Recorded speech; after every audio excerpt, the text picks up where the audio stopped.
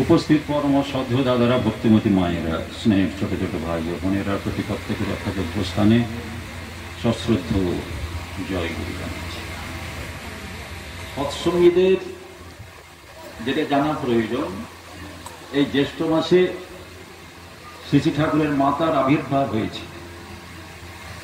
155 বছর আগে শ্রী শ্রী ঠাকুরের মা জন্মগ্রহণ করেছিলেন 18ই জ্যৈষ্ঠ 1277 সালে। 18ই জ্যৈষ্ঠ 155 বছর আগে। দ্বিতীয় হচ্ছে বর্তমান আচার্যদেবের আবির্ভাব মাস, 58 বছর তার বয়স, 24শে জ্যৈষ্ঠ তার পৃথিবীতে আসা।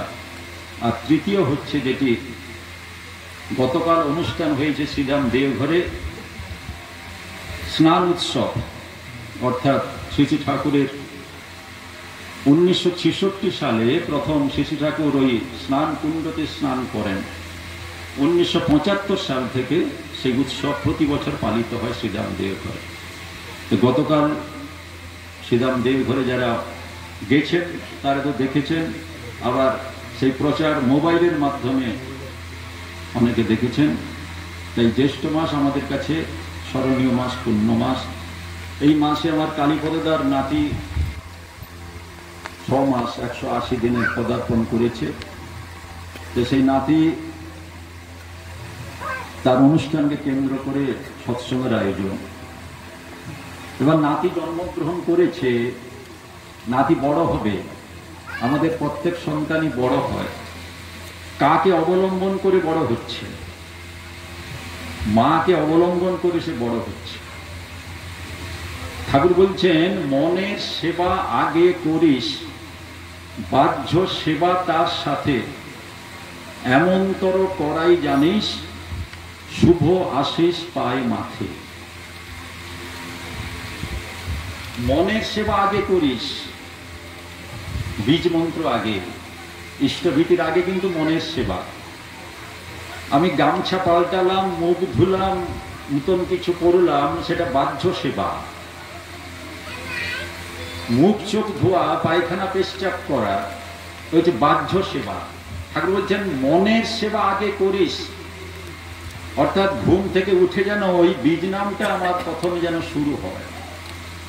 মনের সেবা আগে করিস, বাহ্য সেবা তার সাথে, এমনতর করাই জানিস, শুভ আসিস। ওইখানে শুভ আসছে, পায় মাথে। আমি মনের সেবা করলাম না, বাহ্য সেবা করলাম। দাদা পরিষ্কার পরিচ্ছন্ন ধুতি করে সুন্দর করে ঠাকুরের সামনে বসে গেলাম, মনটা কিন্তু আমার কিসে পূর্ণ? মনটা আমার হিংসায় পূর্ণ, মিথ্যায় পূর্ণ। সে পূর্ণ থাকলো, সেটা কিন্তু পরিষ্কার হলো না। তাহলে ছেলে যে বড় হচ্ছে, নাকি ছেলে বড় হচ্ছে, ছেলে বড় হয়ে গেছে।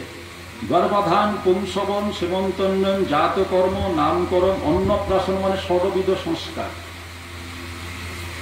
তারপরে চূড়াকরণ, তারপরে উপনয়ন, তারপরে সমাবর্তন, তারপরে বিবাহ, নাকি কটা সংস্কার? 10 বিধ সংস্কার। গর্ভাধান থেকে বিবাহ, তাহলে গর্ভাধান, পুংসবন, সীমন্তোন্নয়ন, 3টা সংস্কার হচ্ছে গার্ভ সংস্কার। পেটে যখন সন্তান আসে, এই সংস্কার হয় না এখন। জাতকর্ম, নামকরণ, অন্নপ্রাশন, অর্থাৎ 6ষ্ঠ সংস্কার হচ্ছে অন্নপ্রাশন। তারপরে চূড়াকরণ, উপনয়ন, তারপরে সমাবর্তন, তারপরে বিবাহ। তাহলে গার্ভ সংস্কার, শৈশব সংস্কার, কৈশোর সংস্কার, যৌবন সংস্কার। আজকে আমরা সব ভুলে যাই। কেন জানেন? আমাদের এত অর্থ হয়ে গেছে, আমরা আদর্শকে ভুলে যাই, বাবা মাকে ভুলে যাই, স্বামীকে ভুলে যাই, স্ত্রীকে ভুলে যাই। কেন না? আমার অর্থ পেলেই সব আমার পাওয়া হয়ে গেল। ঠাকুর বলছেন, অভাব যখন মারবে ছো, যা জোটে দিস পাবি জো। অভাব যখন মারবে ছো, যা জোটে দিস পাবি জো। যখনই তোমার অভাব আসবে তখন তুমি বেশি করে তাকে দাও। মন্ত্র কি করে? মন্ত্র আমাকে নিয়ন্ত্রণ করে। মন্ত্র মানে কিছু কথা বলা নয়। ধ্যানমূলং গুরুমূর্তি, পূজামূলং গুরুপদম, মন্ত্রমূলং গুরুর বাক্য, মোক্ষমূলং গুরুর কৃপা। আজকে অভাবটা কোথায়? না, অভাবটা হচ্ছে আমার জীবনে কোনো আদর্শ নেই। আমরা দেবদেবী পুজো নিয়ে ব্যস্ত, আমরা আড়ম্বর নিয়ে ব্যস্ত, কিন্তু আমাকে আমি সাজাতে চাই না। অভাব হচ্ছে মা, যে আমার ছেলে ছোট অবস্থায় যেমন আমার কোলে আছে, 80 বছরে আমার কোলে থাকবে তো? দাদা এটা কি বলছেন, 80 বছরে কেউ কোলে থাকে নাকি? বলে হ্যাঁ। এই ছেলে যখন পরপর বড় হবে, আজকে মা ছেলের আঙুল ধরে যাচ্ছে, ছেলে মার আঙুল ধরে যাবে তো? না ছেলে মাকে ভুলে যাবে? কোনটা? ছেলে মাকে ভুলে যায়। ছাত্র শিক্ষককে ভুলে যায়, স্ত্রী স্বামীকে ভুলে যায়, স্বামী স্ত্রীকে ভুলে যায়। তাই অশান্তির কারণের জন্য আমি দায়ী। তাহলে দীক্ষাটা কবে নেব? না দীক্ষার প্রয়োজন আছে কিনা? আমার সাথে কালীপদদা বললেন, আমার পিতৃদেবের কাছে কত বছর আগে, 35 বছর আগে তিনি দীক্ষা নিয়েছেন, অনেকে দীক্ষা নিয়েছেন। এবার দীক্ষা মানে গুরুর সঙ্গে তিনি যুক্ত করেছেন।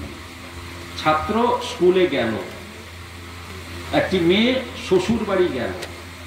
তাহলে একটি মেয়ে শ্বশুর বাড়ি গেল, ছাত্র স্কুলে গেল, বা স্কুল থেকে কিছু নিল তো সেই নাকি? কি নিল? দাদা ছেলে স্কুলে গিয়ে বাংলাতে 100তে পাচ্ছে, ইংরেজিতে পাচ্ছে 100তে 100, অঙ্কতে 100 পাচ্ছে, কিন্তু পিতৃভক্তিতে 100তে 100 পাচ্ছে তো? মাতৃভক্তিতে 100তে 100 পাচ্ছে তো? দাদা সেটা বলবেন না। তাহলে প্রথম থেকেই ঠাকুর বললেন কি, প্রথম শিক্ষক তোমার বাবা মা, গৃহ শিক্ষক।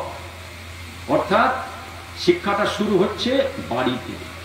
আধো কথার সময় হতে করে করিয়ে যা শেখাবি, সেইটি হবে মোক্ষম ছেলের হিসেবে চল নয় পস্তাবি। এই ছেলে যখন গর্ভে ছিল মায়ের, সেই সময় মা নাম করতেন তো? সেই সময় মা ঠাকুরের ধর্মপুস্তক পড়তেন তো? সেই সময় মা স্বামী সেবা করতেন তো? সেই সময় 9 মাস 10 দিনের মধ্যে শ্বশুর শাশুড়ির সেবা করতেন তো? এগুলো হচ্ছে তোমার সন্তান ভালো হবে, ভক্ত প্রহ্লাদ হবে, ভক্ত সুদামা হবে। কেন না মার কর্মগুলি সুকর্ম। ঠাকুর বলছেন man born but not create. মানুষ জন্মায়, তাকে তৈরি করা যায় না। আর man, woman is the carrier of soul. অর্থাৎ মাই হচ্ছে ভালো সোল, আত্মাকে আনে। ঠাকুর পুণ্যপতিতে বলছেন আমি চাই শুদ্ধ আত্মা। তাহলে ছোট্ট ছেলেকে নিয়ে আনন্দ, কেন না অন্নপ্রাশন। দাদা ছেলে বিবাহতে আনন্দ, তাহলে ছেলের বিবাহতে আনন্দ, ছেলের অন্নপ্রাশনে আনন্দ, যা কিছুতে আনন্দ। এবার আনন্দটা ধরে থাকবে তো? না, আনন্দটা আবার দুঃখে রূপান্তরিত হবে। আজকে ঠাকুর অনুকূল চন্দ্র দেখছেন তো খালি গায়ে বসে আছে। খালি গায়ে বসে আছেন, কোন নেতা এলে তিনি জামা পরতেন না, যে আমাকে জামাটা দিয়ে, নেতা এসছে আমার সঙ্গে কথা বলতে। কোন মন্ত্রী এলে তিনি কিন্তু গেঞ্জিটা পরতেন না, সেই খালি গায়ে। কেন না আমাকে সাজানোর কিচ্ছু নেই। আমরা কি করি? আমাকে সাজাতে নিয়ে ব্যস্ত। ঠাকুর বলছেন ভুলটা প্রথমেই তোরা করিস। কেন না তোর ভিতরে যে আসল গুণগুলো, কি গুণ? শ্রদ্ধা। অগ্রে সর্বেষু যজ্ঞেষু শ্রদ্ধা যজ্ঞ বিধীয়তে। মহাভারতে ভীষ্ম পর্বে আছে অগ্রে সর্বেষু যজ্ঞেষু শ্রদ্ধা যজ্ঞ বিধীয়তে। প্রথম হচ্ছে শ্রদ্ধা, সুপূর্বক ধা ধাতু ত। তাহলে শ্রদ্ধাটা শিখবে করতে না। ছোট ছেলে যখন দোলনাতে খেলছে নাকি, এবার তাকে ফুল দিয়ে দিলেন, তাকে একটা পুতুল দিয়ে দিলেন, সেটাকে জীবন্ত মনে করছে। আর ঠাকুর বলছেন শিশুর মতো সরল হয়ে ধর্মরাজ্যে প্রবেশ করতে হবে। কেন না মাটির পুতুলকে সে জীবন্ত মনে করছে, তাকে খাওয়াচ্ছে, চান করাচ্ছে, আর মা তার নিশ্চিন্তে রান্না করছে। কেন না পুতুলটা পেয়ে তার কান্না বন্ধ হয়ে গেছে। আর মা জানে এই পুতুল কথা বলে না, এই পুতুল খেলনা পুতুল, কিন্তু যাকে দেওয়া হলো সে জানে আমার জীবন্ত পুতুল, সে তাকে খাওয়াচ্ছে। ঠাকুর বলছেন তোর চলন বলন এমন হবে বিশ্বভুবন চেয়ে রবে। তাহলে ভালো সন্তান আসবে কোত্থেকে? মেয়ের তো বিয়ে হয়ে গেল, কেননা মেয়ের 18 বছর হয়ে গেছে, বিয়ে দিতে হবে। মেয়ের 20 বছর হয়ে গেছে, বিয়ে দিতে হবে। মেয়ের 24 বছর হয়ে গেছে, মেয়ে বিয়ে দিতে হবে। তাহলে বিয়ে দেওয়ার পরে মেয়ে কি হলো? না মেয়ে স্ত্রী হলো, তো পত্নী হলো। এবার আদর্শ পত্নী হচ্ছে তো, সে আদর্শ স্ত্রী হচ্ছে তো। আর ছেলেকে যে বিয়ে দিলাম সে আদর্শ স্বামী হচ্ছে তো। সেইখানে কিন্তু অভাব।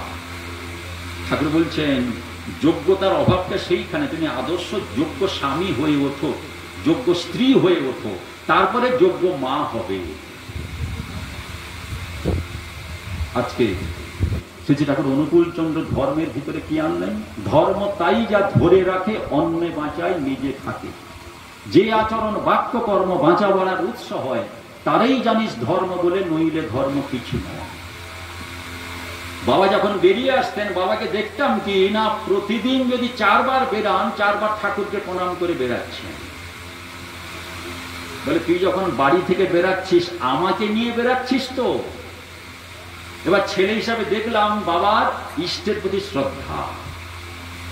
বাবা কত টাকা রোজগার করেন দেখলাম না, বাবার শ্রদ্ধাটা দেখলাম যে ঠাকুরকে প্রণাম করে তারপরে তিনি সিঁড়িতে নিচে নেমে আসছেন। সঙ্গে সঙ্গে দেখলাম দাদু ঠাকুমাকে প্রণাম করে তিনি নিচে নেমে যাচ্ছেন। তাহলে ছেলে হিসেবে পাওয়া কি? ছেলে হিসেবে পাওয়া বাবার শ্রদ্ধা, বাবার ভক্তি, বাবার বিশ্বাস, বাবার ভালোবাসা। তাহলে এটা দেখতে দেখতে দেখতে দেখতে কি হলো না পরিণত হলাম। আর পরিণত যখন হলাম তখন শ্রদ্ধাটা মাত্রাটা বেড়ে গেল। তাহলে বাবা শিক্ষক, বাবা ইঞ্জিনিয়ার, বাবা ডাক্তার, বাবার প্রফেসর বলে না, বাবা ধার্মিক। অভাবটা এই জায়গা। কেন না ডাক্তার, ইঞ্জিনিয়ার, প্রফেসর বহু মানুষ আছে, কিন্তু ধার্মিক মানুষের অভাব, ধার্মিক পুরুষের, ধার্মিক নারীর অভাব। আজকে আমরা প্রত্যেকেই চাই, কিন্তু অশান্তি চাই না, প্রত্যেকেই চাই ভালো থাকতে চাই। আর ঠাকুর বলছেন কি যে মানুষ দুঃখ চায় না, মানুষ দুঃখ চায় না, মানুষ আনন্দ চায়। কিন্তু দুঃখ যাতে আসে সেই কাজ সে করে, আর দুঃখ পেলে সে আফসোস করে। প্রয়োজন কি না? প্রয়োজন মূল্যায়ন। আমি দীক্ষাটা কত বছরে নেব? আমার সুব্রতদা বললেন যে ডিপি ওয়ার্ক করতে গেছিলাম বহু বছর আগে, তারা দীক্ষা নিয়েছেন, ছেড়ে দিয়েছেন। চিন্তা করুন, দীক্ষাকে আমি ছেড়ে দিলাম কেন? না এটা কষ্ট। একটা সকাল উঠে নাম ধ্যান করো, সকাল উঠে ইষ্টভীতি করো, সকাল হলে থানকুনি পাতা খাও, সকাল হলে প্রার্থনা করো, সকাল হলে প্রণাম করে তার থেকে মুক্ত হওয়া ভালো, ছেড়ে দিলাম। ঠাকুর বলছেন আদর্শকে ছেড়ে কেউ ভালো থাকতে পারে না।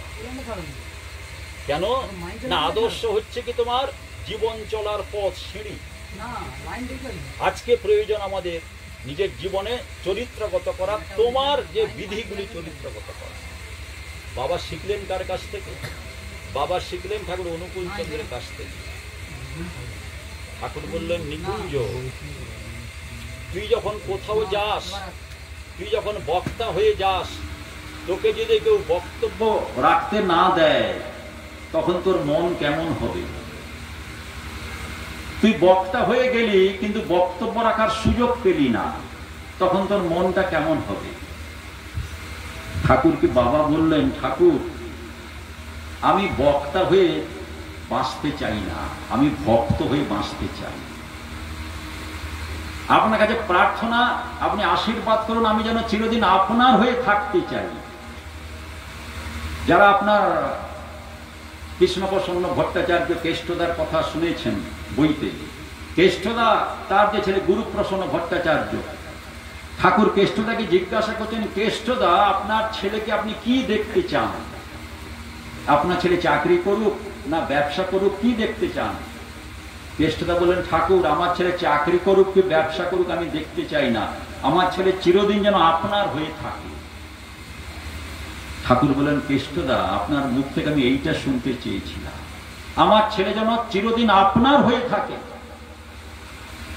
আজকে যে ছোট্ট ছেলে 6 মাস, তার যখন 16 বছর বয়স হবে, তার যখন 26 বছর বয়স হবে, তার যখন 36 বছর বয়স হবে, তার ধারণা এই আমার বাবা, এই আমার মা, এই আমার দাদু, এই আমার ঠাকুমা, শ্রদ্ধা। ঠাকুর বললেন, আমের চাষ করিস, বেদানার চাষ করিস, শশার চাষ করিস, ধানের চাষ করিস, শ্রদ্ধার চাষ করিস তো? ভক্তির চাষ করিস তো? নিষ্ঠার চাষ করিস তো? ওইগুলো যদি চাষ না করে ওই মাটির এইগুলো চাষ করিস, তাহলে দেখবি দুঃখকে তুই আলিঙ্গন করছিস। দুঃখ তো দরজায় কড়া নাড়ছে। কেন না? দুঃখ যাতে আসে সেই কামগুলো করলি। আমাকে পিতলের ঠাকুর করে রেখে দিয়েছিস, আমাকে কাঁচের ভিতরে একটা আঁকা ছবি করে দিয়েছিস, আর একটা মালা দিয়ে দিলি, আর একটা ধূপ লাগিয়ে দিলি, প্রদীপ লাগিয়ে দিলি, কাজ শেষ। আমার বলাগুলি যদি শুধু তোমার কথা ও চিন্তার খোরাক মাত্র হয়, করার বা আচরণের মধ্যে যদি সেগুলিকে ফুটিয়ে তুলতে না পারো, বাবা তোমার তমসাচ্ছন্ন রয়ে যাবে, তা কিন্তু অতি নিশ্চয়। আমার মোবাইলে কালকে একজন ছবি পাঠিয়েছেন, ছবিতে পাঠিয়েছেন দারুণ জিনিস। ছবিতে পাঠিয়েছেন একটি হনুমানের প্রস্তর মূর্তি। এই হনুমানের প্রস্তর মূর্তিতে এরকম করে হনুমান দাঁড়িয়ে আছেন। 7টি হনুমান, জীবন্ত হনুমান, ফুল নিয়ে ওই হনুমানের হাতের কাছে রাখছে। ফুল পড়ে যাচ্ছে, আবার নিয়ে রাখছে, আবার পড়ে যাচ্ছে, আবার নিয়ে রাখছে। আমি বাসে আস্তে আস্তে দেখছি, আমি বাহ, তাহলে হনুমানকে কেউ স্কুলে পড়ায়নি কিন্তু। হনুমান সে সাদা ফুল, কি ফুল, সে পাথরের হনুমানের উপর রাখছে, জীবন্ত হনুমান। আজকে অভাবটা কোথায়? অভাবটা হচ্ছে কি জানেন তো? ভালো বাবা নেই, ভালো মা নেই। Give me good father and good mother, I shall give you good son. Deshbandhu Chittaranjan Das, Netaji Subhash Chandra Basu, Lal Bahadur Shastri সবাই গেছিলেন ঠাকুরের কাছে। ভালো সন্তান পৃথিবীতে নেই, ভালো মানুষ নেই। ঠাকুর বললেন, দাস দা, Shastriji, give me good father, আমাকে ভালো বাবা দেন, ভালো মা দেন, আমি ভালো সন্তান দেব। আচার্য দেবের কাছে দাঁড়িয়ে আছে, প্রণাম করে এক মা তার ছেলেকে নিয়ে গেছেন ক্লাস 8-এ পড়বে। ছেলে প্রচন্ড দুষ্ট। আচার্য দেবকে মা বলছেন, দাদা ছেলেকে একটু বলে দেন তো, ছেলে যেন দুষ্টামি না করে। এবার আচার্য দেব তিনি বললেন, মা, ছেলেকে ঠিক করতে গেলে বাবা মাকে ঠিক হতে হয়। মা যে আশা নিয়ে গেছিলেন যে 8-এ পড়া ছেলেকে দাদা বলে দিলে সেই চুপ করে যাবে, আর দাদা বললেন অন্য কথা, যে ছেলেকে ঠিক করতে গেলে বাবা মাকে ঠিক হতে হয়। তাহলে মেয়েকে বিয়ে দিলাম কি জন্য? মেয়েকে বাবা মা বিয়ে দিল কি জন্য? না দাদা, বিয়ে দিতে হয়, দেওয়া হয়েছে। আমি তাহলে উদ্দেশ্য কিছু নেই না? কি উদ্দেশ্য বলুন তো? আমি মেয়েকে মা হওয়ার জন্য বিয়ে দেওয়া হয়। নারীর নীতি আমরা পড়ি, মেয়ে আমার তোমার সেবা, তোমার চলা, তোমার চিন্তা, তোমার বলা। পুরুষ জনসাধারণের ভিতরে যেন এমন একটা ভাবের সৃষ্টি করে, যাতে তার অবনত মস্তকে নতজানু হয়ে সসম্ভ্রমে ভক্তি গদগদ কণ্ঠে মা মা জননী আমার বলে মুগ্ধ হয়, বুদ্ধ হয়, তৃপ্ত হয়, কৃতার্থ হয়। তবেই তুমি মেয়ে, তবেই তুমি সতী। এই কথাগুলো কার? কথাগুলো মা হওয়ার জন্য কথা। তাহলে পুরুষ জনসাধারণের ভিতর যেন এমন একটা ভাবের সৃষ্টি করে। আজকে বিশ্বাস আসবে কোত্থেকে? বিশ্বাস আসার সূত্র কি? ঠাকুর বলছেন, ভাবেই বিশ্বাসের প্রতিষ্ঠা। যুক্তিতর্ক বিশ্বাসকে এনে দিতে পারে না। ভাব যত পাতলা, বিশ্বাস তত পাতলা। ঠাকুরের কাছে কোনো ভক্ত গেছেন, ঠাকুর আমি দীক্ষা নিয়েছি প্রায় 5 বছর হয়ে গেল, আমি কিচ্ছু পাইনি। ঠাকুর বলে, আমি তো বলেছি কিচ্ছু পাবি না। আমি তো সত্যানুসরণে বলেছি অর্থমান যশ ইত্যাদি পাওয়ার আশায় আমাকে ঠাকুর সাজিয়ে ভক্ত হয়েও না, সাবধান হও, ঠকবে। তোমার ঠাকুরত্ব না জাগলে কেহ তোমার কেন্দ্র নয়, ঠাকুরও নয়, ফাঁকি দিলেই পেতে হবে তা, কিচ্ছু পাবি না। পরক্ষণে বলছে, ঠাকুর একটা জিনিস পেয়েছি। এক্ষুনি বলছিলি কিছু পাসনি, আবার বলছিস পেয়েছিস। কি পেয়েছিস? ঠাকুর আমার দীক্ষার আগে যে ভুলগুলি করতাম, দীক্ষার ফলে সেই ভুলগুলি ধরতে পারছি। আপনার বাণীর সঙ্গে আমার চলা মিল করছি, এই জায়গায় ভুল হচ্ছে। ঠাকুর এইটা উপকার হয়েছে না। শোন মনি, যদি ভুলগুলি ধরতে পারছিস তবে ভুলগুলি সংশোধন কর, কিন্তু ভুলগুলি সংশোধন কর, ভুলগুলি সংশোধন করার আকুতি আমার টান আছে কি না। তাহলে মেয়ে যখন বিয়ে হলো প্রথম যখন শ্বশুর বাড়ি ঢুকলো তখন কিন্তু সবাইকে প্রণাম করছে, করে তো সবাইকে, কেন না দেখিয়ে দিচ্ছেন একে প্রণাম করো, এই গুরুজন প্রণাম করো, সুন্দর প্রণাম করলো। আচ্ছা দ্বিতীয় দিন কি প্রণাম করছে বলুন তো? দাদা দ্বিতীয় দিন আমার আর বৌমা প্রণাম করছে না।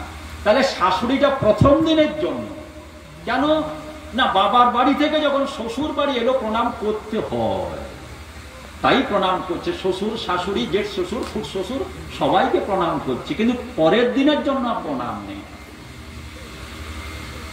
সেইখানে ঘাটতি বলে না, সেইখানে ভিতরে ঘাটতিটা ঢুকে গেল। কেন? শ্রদ্ধার ঘাটতি। কেন না শাশুড়ি করেন না, শ্বশুর করেন না, তাই বৌমাও করছে না।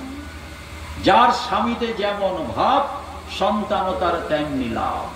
আজকে ঠাকুর বাড়িতে কি দেখি না, প্রণামটা যখন প্রথম দিন একদিন যখন মেয়ে এলো শ্বশুর বাড়ি তখন যেমন প্রণাম করছে, তার যখন 30 বছর বয়স তখনও দুবেলা কিন্তু শ্বশুর শাশুড়িকে প্রণাম করছে।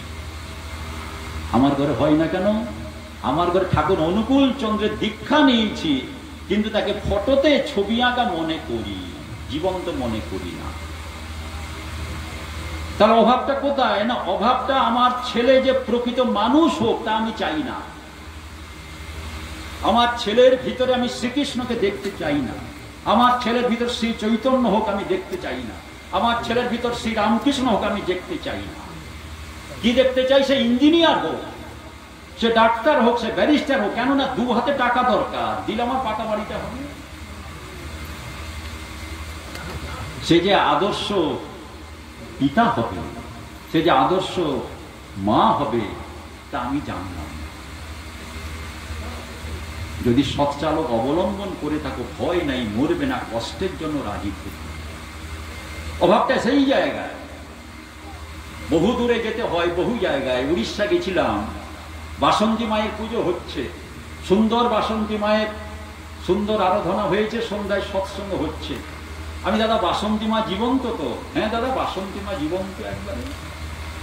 আমি ঠিক বলছেন তো? হ্যাঁ দাদা জীবন্ত। তাহলে আপনারা সৎসঙ্গের পরে বাসন্তী মায়ের কাছে কেউ ঘুমাবেন তো নাকি?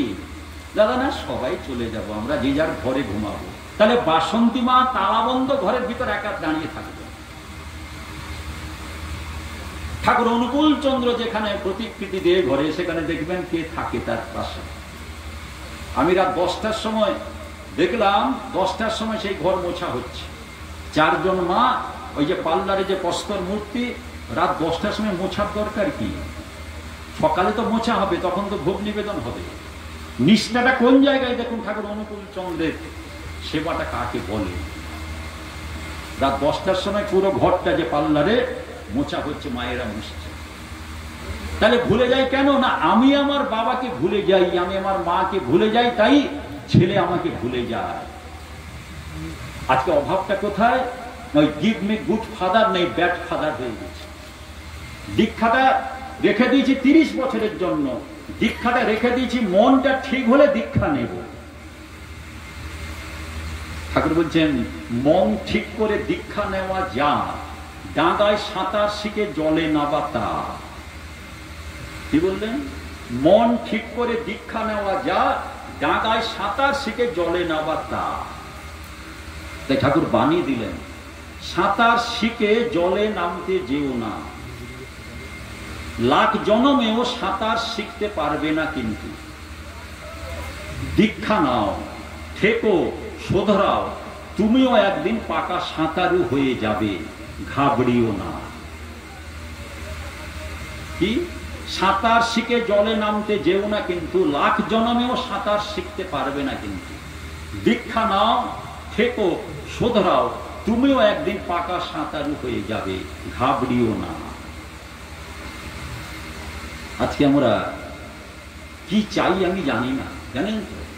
অভাবটা কোথায়? আমার জীবনে অভাবটা কি জানি না, আমি আমার জীবনে ধর্মটা কি জানি না। দীক্ষা নিলাম, একটা ফটো বসিয়ে দিলাম। প্রথম ধর্ম হচ্ছে তোমার চাউনি। চাউনি তোমার মিষ্টি করো কথা, চলন তোমার মিষ্টি করো, ঘুচাও সবার ব্যথা। আমি প্রথম যখন বৌমা হলাম, 10 বছর পরে একই বৌমা যেন থাকি আমি। কেন না, শাশুড়ি ছাড়া আমার অস্তিত্ব নেই। শ্বশুর শাশুড়িকে নিয়ে আমার স্বামী, তাই শ্বশুর শাশুড়ির সেবা করা মানে স্বামী তুষ্ট হবেন। ঠাকুর অনুকূল চন্দ্র যখন বিয়ে করলেন, 12 বছরের মেয়ে বড় মাকে যখন বিয়ে করলেন, বড় মাকে বিয়ে করার সঙ্গে সঙ্গে যখন বড় মা আসছেন শ্বশুর বাড়ি, বড় মার যিনি মা ত্রিনেয়নী দেবী বলছেন, 12 বছরের মেয়েকে, ষোড়শী শ্বশুর বাড়ি যাচ্ছিস, শ্বশুর শাশুড়ির কোনো কথায় না বলবি না। তিনি বললেন না স্বামীর কোনো কথায় না বলবি না, শ্বশুর শাশুড়ির কোনো কথায় না বলবি না। এবার স্বামী যখন, স্ত্রী যখন এলো ঠাকুরের বাড়িতে, তখন ঠাকুর অনুকূল চন্দ্র বললেন, বড় বউ। আজকে আমরা স্ত্রীকে অনেকে নাম ধরে ডাকি, জানেন তো? এখন আধুনিক যুগে স্ত্রীকে নাম ধরে ডাকা হয়।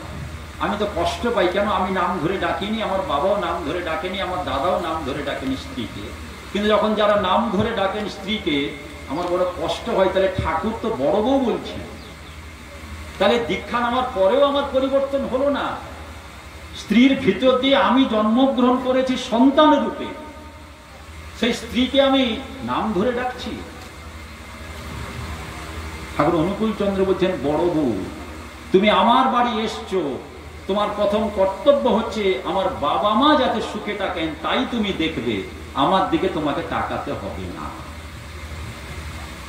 আমরা কি করি? আমরা বিয়ের পর বাবা মাকে ছেড়ে স্ত্রীকে নিয়ে চলে গেলাম কলকাতা। কেন? কর্মস্থল সেখানে, বাবা মা এখানে কষ্ট করুক, আমি কিন্তু স্ত্রীকে নিয়ে চলে গেলাম। তাহলে আমার ছেলে কেমন হবে? সে যখন দাদু ঠাকুমা খুঁজবে, দাদু ঠাকুমা যা ওর গ্রামের বাড়িতে আছে। আর ছেলেকে যখন জিজ্ঞাসা করবেন, দাদা কেমন আছে? দাদা ভালো আছি। তাহলে বাবা মাকে ছেড়ে ভালো থাকা যায়? দাদা আমার টাকা আছে, 4 তলা ঘর আছে, গাড়ি আছে, মোটর সাইকেল আছে, অভাব কি? নাই বা থাকলো বাবা, নাই বা থাকলো মা, তাদেরকে বৃদ্ধাশ্রমে আশ্রয় করে দিয়েছে। আমি ছেলে, আমার কাছে তাদের আশ্রয় নেই। অর্থাৎ ধর্ম যদি না ফুটলো তোর সংসারের প্রতি কর্মে, বাতিল করে রাখলে তাহলে কি হবে তেমন ধর্মে? মা কালীর ছবি আছে, মা শীতলার ছবি, মা চণ্ডীর ছবি, মা মনসার ছবি আছে। সকাল হলে ফুল দিয়ে দিলাম, আমার স্ত্রী ফুল দিয়ে দিল, আমাকে প্রণাম করুক বা না করুক তাতে যায় না, আসে না। কেন না, আমার অর্থ আছে। আর ঠাকুর কি বললেন? অর্থ কিন্তু নয় সর্বস্ব, মানুষগুলিকে কর আপন, দুঃখ কষ্ট আনন্দেতে সুস্থ যাসব কর, বপন চাষ কর। অর্থ কিন্তু নয় সর্বস্ব, মানুষগুলিকে কর আপন, দুঃখ কষ্ট আনন্দেতে সুস্থ যাসব কর, বপন। দাদা 5 ছেলের কাছে আমি ভাগ হয়ে গেছি দাদা। আপনি তো 30 বছর আগে বলেছেন আপনার সংসার সোনার সংসার, আপনাকে ভাগ করলো কে? আমরা জানি জমি জায়গা ভাগ করা যায়, বাবা মাকে ভাগ করা যায়। দাদা আমার 5 ছেলের কাছে ভাগ হয়ে গেছে আমার বুড়া বুড়ি। বাহ সুন্দর, কিন্তু ঠাকুরের ফটোকে রেখেছি। ঠাকুরের ফটোকে রেখেছেন, ঠাকুরের মনের মতন চলেননি। কেন না, ঠাকুর বাবা মাকে চিরদিন নিজের করে রেখেছেন। আপনি বাবা মাকে দূরে রেখে নিজে ভাবছেন আমি ভালো আছি। তাহলে ভালো কোনটা আমি জানি না। ঈশ্বর ইচ্ছা তেমন হবে যেমন চলবে তুমি, ফসল তোমার তেমন হবে যেমন উর্বর ভূমি। মঞ্জুদা যখন বাড়ি থেকে বেরালো, তার বাবা মাকে প্রণাম করে এসছে তো? হ্যাঁ, প্রণাম তো গত সপ্তাহে করেছি, এই সপ্তাহে নাই বা করলাম। তাহলে আমার সুব্রতদা কি বললেন? স্বামীর সার্টিফিকেট স্ত্রী দিবে তো নাকি বলছিলেন? তাহলে স্বামীর সার্টিফিকেট স্ত্রী দেবে। স্ত্রী তো নিচতলায় আছে, আমি তো উপরতলায় আছি, প্রণাম করছি কি না করছি স্ত্রী তো দেখছে না। স্ত্রী ভেবেছে এখন ডেইলি করে, বলে আজকের দিনটা সে ফাঁকি দিয়েছে। কে দেখছে? আমার দয়াল ঠাকুর। কোথায় তুই খুঁজিস ভগবান, সে যেন তোর মাঝে রয়। কোথায় তুই খুঁজিস ভগবান, ভগবান তোমার মাঝখানে আছে। ছাড়ো রে মন কপট, চাতুরী বদনে বল হরি হরি। কপট মানে কি? যার মন আলাদা মুখ আলাদা তাকে কপট বলা। কেন ডেলি গাইতে হয় গানটা? ওইটা তোমার জীবনটাকে তৈরি করছে। ছাড়ো রে মন কপট চাতুরী বদনে বল হরি হরি, অর্থাৎ কপটতা ত্যাগ কর। আর কপট যখন ত্যাগ করবে তখন তোমার ভিতরে ঈশ্বরত্ব ফুটে উঠবে। যমাং পশ্যতি সর্বত্র সর্বঞ্চ মই পশ্যতি তস্যাহং না প্রণশ্যামি সচনমে পরমস্যতি। যদা যদা হি ধর্মস্য গ্লানির্ভবতি ভারত অভ্যুত্থান মদর্মস্য তদাত্মানম সৃজম্যহম পরিত্রাণায় সাধুনাং বিনাশায় চ দুষ্কৃতাম ধর্ম সংস্থাপনার্থায় সম্ভবামি যুগে যুগে। আজকে অভাবটা কোথায়? না, অভাবটা হচ্ছে আমার ভিতরে তিনি ফুটে উঠছেন না। আচার্য দেবের মধ্যে ফুটে উঠছেন, পূজন অবিন্দার ভিতরে ফুটে উঠছেন, শ্রী শ্রী বর্দার ভিতরে ফুটে উঠছেন, পূজন মায়ের ভিতরে ফুটে উঠছেন। তিনি আমার ভিতরে ফুটে উঠছেন না। দাদা ইষ্টভীতি করি, আমি ইষ্টভীতি করেন না পয়সা দেন। দাদা ইষ্টভীতি করি না। ইষ্টভীতি করলে আপনার স্ত্রী প্রত্যেক দিন আপনাকে প্রণাম করত, আপনি আপনার বাবা মাকে প্রণাম করতেন। অর্থাৎ ভাবেই বিশ্বাসের প্রতিষ্ঠা, যুক্তিতর্ক বিশ্বাসকে এনে দিতে পারে না। বুঝিন বিঙ্কিদার সামনে রাত 8টার সময় লাইনে প্রায় 50 জন দাঁড়িয়ে আছে। শ্রী দাদা তখন ডাকলেন বিঙ্কিকে ডেকে দে। বিঙ্কিদা যখন শুনলেন যে বাবা ডাকছেন, তিনি বললেন না বাবাকে বলো আমি 5 মিনিট পরে যাচ্ছি। সঙ্গে সঙ্গে বাবা ডাকছেন বলে চেয়ার থেকে উঠে পড়লেন।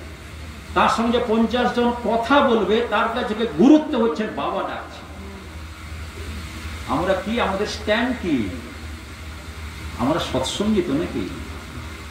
ঠাকুর বলছেন সৎসঙ্গী। সৎসঙ্গ কি? গান কীর্তন আলোচনা সৎসঙ্গ? ঠাকুর বলছেন সৎসঙ্গ গান কীর্তন আলোচনা। সৎ চালকের সঙ্গ, সৎ ভাবের সঙ্গ, সৎ চালক অনুসরণকারীর সঙ্গ, তবেই তাকে সৎসঙ্গ বলা হয়। সৎ চালকের সঙ্গ, সৎ ভাবের সঙ্গ, সৎ চালক অনুসরণকারীর সঙ্গ। আজকে আমরা জীবনে তাকে পেয়েছি, 12 বছরে পাই, 22 বছরে পাই, 24 বছরে পাই। ডিপি ওয়ার্ক কেন করতে হবে? তার মানে আমার বিশ্বাসটা নেই। বিশ্বাসটা আছে একা না, 16 আনার ভিতরে একা না আছে। তাই শুক্রবারটা নিরামিষ খাই কিন্তু ইষ্টভীতি করি না, এমন ভক্ত আছে। ইষ্টভীতি করি না কিন্তু ইষ্টভীতি পাঠাই। কেন না? আমার নামে বাবা করে, তাই বাবা পাঠিয়ে দেয়। আমার নামে অর্ঘ প্রশস্তি আছে, কিন্তু আমি করি না, এমন ভক্ত অনেক আছে। ঠাকুর বলছেন, প্রশ্ন করা হচ্ছে, ঠাকুর আমরা যখন আপনাকে ডাকি আপনি শুনতে পান? আলোচনা প্রসঙ্গে করবেন। আমরা যখন আপনাকে কাতরভাবে ডাকি আপনি কি শুনতে পান? ঠাকুর অনুকূল চন্দ্র উত্তর দিচ্ছেন, তোদের অন্তরের ভগবান যদি শুনতে পান তবে আমার শোনার সামিল হয়। তাহলে অন্তরের ভগবানে যদি শুনতে পান তবে আমার শোনার সামিল হয়। আমি জীবন্ত তোদের মধ্যে আছি। দীক্ষা নাও, নাম করো, ধর্ম জীবন্ত হয়ে উঠুক তোমাতে। ওই জীবন নিয়ে প্রত্যেকের কাছে যাও, প্রত্যেককে জীবন্ত করে তোলো। কি বললেন? দীক্ষা নাও, নাম করো, ধর্ম জীবন্ত হয়ে উঠুক তোমাতে। ওই জীবন নিয়ে প্রত্যেকের কাছে যাও, প্রত্যেককে জীবন্ত করে তোলো। আমার চাষটা ঠিক আছে কিনা সেটা দেখি, আমার চাকরিটা ঠিক দেখি, আমার বাজারটা ঠিক দেখি, কিন্তু ইষ্টভীতিটা ঠিক চলছে কিনা দাদা সেটা সময় নেই। আমার স্ত্রী করছে কিনা আমার দেখার সময় নেই, আমার স্বামী করছে কিনা সেটা সময় নেই, কিন্তু ঘরের সমস্ত কাজ ঠিক মতন হচ্ছে। ঠাকুর বলছেন, তোরা যখন চলে যাবি পৃথিবী ছেড়ে, তোর ছেলে তোর শ্রাদ্ধটাও দিবে কিনা ঠিক নেই। কেন জানিস? ছেলেকে গর্ভে ধারণ করেছিস, ছেলেকে বড় করেছিস, কিন্তু ছেলেকে মানুষ করে গড়ে তোলা আসেনি। তাই ওই আগুনে পুড়িয়ে দিল ছেলে, তারপর ছেলে তোকে ভুলে গেল। ঠাকুর অনুকূল চন্দ্র 137 বছর আগে এসেছিলেন। এখনো আচার্যদেব বলেন, অবিন তুই আমার ছেলে, আমি তোকে ভালোবাসি, কিন্তু ঠাকুরের থেকে বেশি নয়। কথাটা কেমন দেখুন? অবিন তুই আমার ছেলে, আমি তোর বাবা, আমি তোকে ভালোবাসি, কিন্তু ঠাকুরের থেকে বেশি নয়। তোর মাকেও বলেছে তুমি আমার স্ত্রী, তোমাকে আমি ভালোবাসি, কিন্তু ঠাকুরের থেকে বেশি নয়। আমার কর্মের ফল আমার বাবা নেবে না, আমার মা নেবে না, আমার স্ত্রী নেবে না, আমার পুত্র নেবে না। কে নেবে? যদা যদা হি ধর্মস্য গ্লানির্ভবতি ভারত। তাহলে তুমি যখন নাও, সকাল হলে ঠাকুর অনুকূল চন্দ্র বলেন যে ভোর হলে তোদের দরজার সামনে হাত পেতে থাকে তোদের কর্মফল নেওয়ার জন্য। তোরা 1 পয়সা দিলে লক্ষ পয়সা কি করে ফেরত পাস, তার চিন্তাতেই আমি থাকি। ঠাকুর অনুকূল চন্দ্র কোনদিন হাতে পয়সা ধরেনি। আজকে অভাবটা কোথায় জানেন? অভাবটা হচ্ছে বিশ্বাসের অভাব। নিষ্ঠা পাকলে ভক্তি হয়, ভক্তি পাকলে ভাব হয়, ভাব পাকলে মহাভাব হয়, মহাভাব পাকলে সমাধি হয়। ঘরটা পাকা, কালিদা করেছেন, আমাদের অনেকের ঘর পাকা, সুন্দর লাগে, পাকা ঘর নিশ্চিন্ত। দাদা ঘরটা পাকা, বাবা পাকা তো নাকি? মা পাকা তো, ছেলে পাকা তো, স্ত্রী পাকা তো? দাদা সেখানে নয়, সব কাঁচা। তাহলে 30 বছর আগে দীক্ষা নিয়েছি, 35 বছর আগে দীক্ষা নিয়েছি, 5 বছর আগে দীক্ষা নিয়েছি, আমি পাকার পথে যাচ্ছি তো? কাঁচা ছিলাম, পাকার পথে অনুসরণ করছি তো? কেন পটাশপুর সৎসঙ্গ গেলে আমার কি হবে? মনের গ্রন্থির মোচন হবে। ঠাকুর বলছেন মনের গ্রন্থির মোচন হয়, তাই তীর্থ। তীর্থ মানে ভারতবর্ষ গম্বুজওয়ালা মন্দির সব আছে, দাদা তীর্থ করে এলাম। আমি তীর্থ করে তো এলেন, এবার কাল থেকে স্ত্রী আপনাকে প্রণাম করবে তো? দাদা সে আর কেন বলছেন, কেন তীর্থ করে এলেন যে। তাহলে তীর্থ করে 25-50 টাকা খরচ হয়ে গেল একবারে কাশ্মীর থেকে কন্যাকুমারী কেরল পর্যন্ত, কিন্তু আমার স্ত্রীও প্রণাম করেন আর বৌমা তো প্রণাম করা বাদ দেন। তীর্থ করে এলেন, সব ধর্মীয় প্রতিষ্ঠান দেখে এলেন। যখন বেলদাতে এক বৌমা দীক্ষা নিচ্ছেন, স্বামী বসে আছেন, স্বামীর দীক্ষা হয়ে গেছে, স্ত্রীকে বলছে, তিনি বিএ পাস স্কুলে মাস্টার, আমি আপনার যে স্বামী তাকে আজ বিকাল থেকে প্রণাম করতে হবে, প্রার্থনার পরে 2 বেলা। তিনি অবাক হয়ে গেলেন, দাদা কি বলছেন? বলে হ্যাঁ, আপনার স্বামীকে 2 বেলা প্রণাম করতে হবে। দাদা 2 বেলা প্রণাম করতে হবে? হ্যাঁ। ঠাকুরকে প্রণাম করার অসুবিধা নাই, কিন্তু স্বামীকে যে প্রণাম করতে হবে সেইখানে প্রশ্ন। আমার যে গর্ভের সন্তানটা কেমন হবে, তার উপকরণগুলো ওইখানে, রান্নাটা কেমন হবে, ভালো পাচক এনে রান্না করা হয়েছে। যেমন তেমন পাচক আনা হয়নি। কেন না, এতজনের সেবা করব, ভালো রান্না করে কে, খোঁজ নিয়ে তাকে করতে হয়েছে। তাহলে ঠাকুর অনুকূল চন্দ্রের দীক্ষা নিলাম, তোমার কথাটাই যেমন ভালো, কিন্তু করতে গেলে দাদা বড় কষ্ট। ঠাকুর বলছেন একটা জিনিস, ভক্তি তোর শক্তি আনে, বোধ আনে তোর জয়। ভক্তি ও বোধ ছাড়িস না কো, হবেই না কো ফল।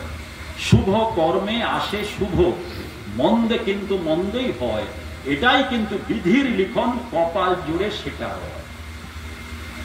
শুভ কর্মে আসে শুভ, মন্দে কিন্তু মন্দই রয়, এটাই কিন্তু বিধির লিখন, কপাল জুড়ে সেটা হয়। কি সুন্দর কথা। অশুভ কাজ করে শুভ ফল আসবে না। একজন ছেলে 100-তে 100 পাচ্ছে, একজন 100-তে 30 পেয়েছে, সেও 3 ঘন্টা লিখেছে, এও 3 ঘন্টা লিখেছে। শিক্ষকের কাছে বাবা মা গেল, কেন আমার ছেলেকে 30 দিলেন? সেও তো 3 ঘন্টা লিখেছে। না হ্যাঁ, আপনার ছেলে লিখেছে, তবে যে প্রশ্নের যে উত্তর মিলেনি দাদা, তাই 10-এর মধ্যে তাকে 2 দেওয়া হয়েছে, তাকে 10-এ 10 দেওয়া হয়েছে। জীবনটাও সেই অঙ্ক, জানেন। অর্থাৎ একটা জিনিস, সেটি হচ্ছে কি, যা ইচ্ছাটা করবে তুমি, তা কিন্তু চলবে না। ভালো ছাড়া মন্দ করলে পরিস্থিতি তোমাকে ছাড়বে। তাই